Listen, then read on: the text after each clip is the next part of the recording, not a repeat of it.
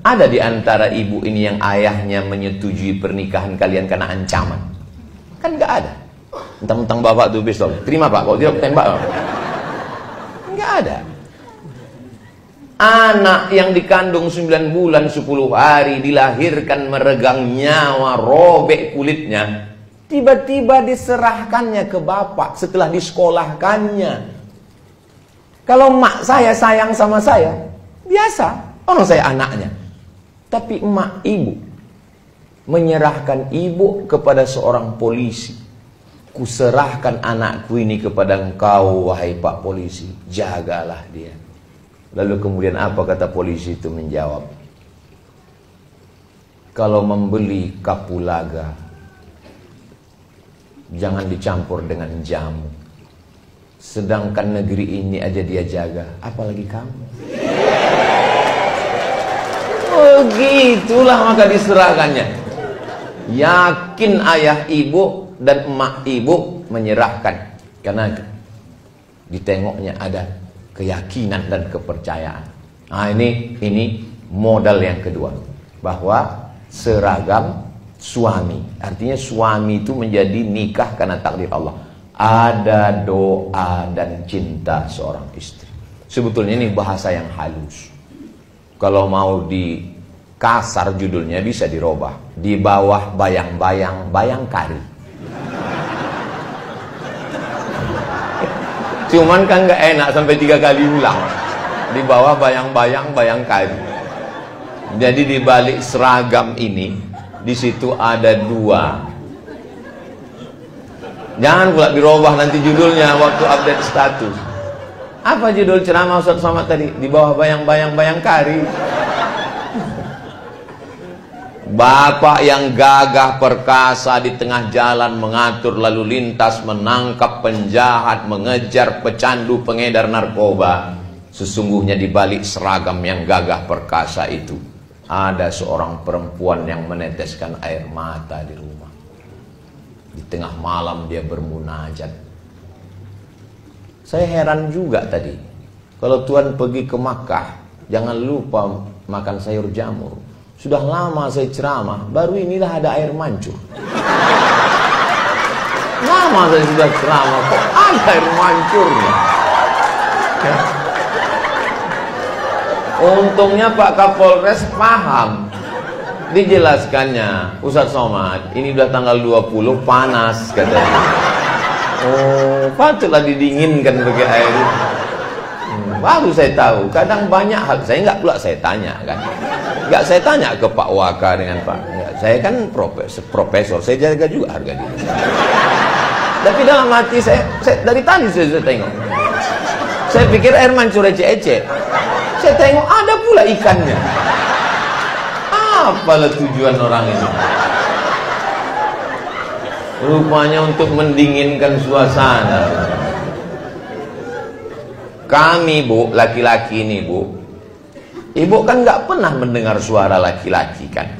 Karena laki-laki ini memang susah berkata-kata. Tapi saya mewakili mereka. Nah. Asal udah tenang ibu di rumah, tenanglah kami di tempat itu. Tapi kalau baru aja kami keluar rumah diiringi dengan inilah tabung gas di mana, ini kunci mana rumah ini, siapa yang cucinya, aku saja. Kusutlah pikiran itu. Kalau saya kusut pikiran, itu nanti ceramahnya mengamuk-ngamuk. Tapi kalau suami ibu ini yang kusut, bahaya bu. Dia berseragam dan berpistol. Tak siapa-siapa ditilangnya nanti. Salah tembak nanti dia. Maka sebelum berangkat itu, sepahit apapun ibu di rumah, ibu lepaslah dia. La tahqiranna minal ma'rufi syai'a. Jangan sepelekan perbuatan baik walaupun kecil. Apa perbuatan baik walaupun kecil? Antalqa akhaka biwajhin talqin. Lepaslah dia dengan wajah yang cerah. Ibu lepas cerah. Cerah-cerahkan sikit.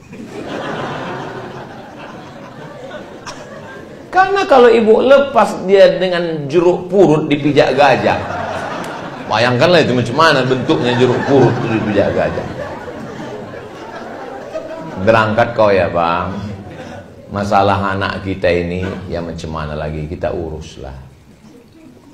Saya misalnya, ini saya bisa ceramah dengan tenang ini kan karena tadi aman di rumah. Kalau sampai berkecamuk antara Ukraina dengan Rusia, ini entah apa-apa yang saya sampaikan ini. Pampers kata saya. Kenapa Ustaz itu tiba-tiba ingat Pampers? Maka saya bilang, aku ini mau berangkat. Tolong apapun yang terjadi tenang-tenangkan dulu. Nanti setelah pulang duduk kita bersama. Bismillahi tawakkaltu 'ala Allah, la haula wala quwata illa billah. Beda kita dengan hewan ada pada komunikasi. Cuman beda komunikasi laki-laki dengan perempuan. Laki-laki dengan perempuan memang makhluk yang berbeda. Kalau sama dia tidak bisa saling melengkapi. Maka kalau perempuan itu yang mau dicakapkannya itu 100, yang keluar 99. Kalau laki-laki yang keluar 1, yang 99 ditahannya. Itu maka banyak laki-laki kena jantung koroner, diabetes meletus, asam urat, asam lambung. Kenapa? Menggumpal dia di dalam. Makanya ibu buatkan teh, kasih dia, ibu bilang, speak up my darling. Apapun yang mau kau cakapkan bang, cakapkanlah. Aku siap mendengar. 90% pernikahan itu isinya komunikasi, ngobrol, cerita. Kalau sudah tak ada cerita lagi, mbak kata pepatah, apalah maknanya sekasur dua mimpi. Nah maka ketika ini cerita, tapi jangan gara-gara ini yang belum nikah jadi takut pula. Nah setelah dilepas dia pergi, abang, kau berada di jalan jadi polisi lalu lintas itu ibadah. Kau berada di kantor yang kebetulan di depan komputer cybercrime itu ibadah. Kau kebetulan yang bekerja mengejar pencandu narkoba, penjual ganja, pemakai sabu-sabu, bahkan pemakai lem kambing, itu juga ibadah. Ibadah itu bukan cuma baca Quran, zikir, wirid, yasin. Menjaga keamanan negara ini juga ibadah. Sebutlah nama Allah. Bismillahirrahmanirrahim. La haula wala quwata illa billah. Tapi jangan salah-salah cakap. Berangkat kau ibadah ya bang, kau mati pun kau mati syahid. Mau mati aja aku cepat ya. Ternyata kekuatan doa itu luar biasa. Suami ibu kan berangkatnya pagi, pulang sore. Atau ada juga yang jamnya berangkat sore, pulang pagi. Tapi saya di rumah hanya hari Selasa, Rabu, Kamis. 3 hari cuma di rumah. Ini hari Jumat, Sabtu, Ahad, Senin, Papua.